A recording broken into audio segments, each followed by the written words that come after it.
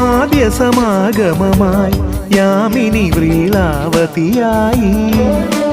തെന്നൽ തഴുകുമ്പോൾ തളരും താമരമലരായി നീ തുടുതുടെ തുടിക്കും പൂങ്കവിൽ മദനന്റെ മലർക്കുടമായി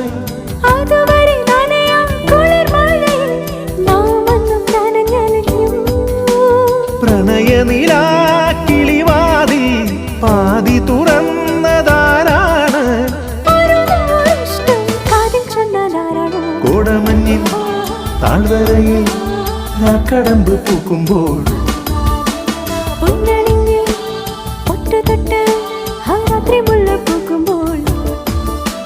പ്രണയനിലാ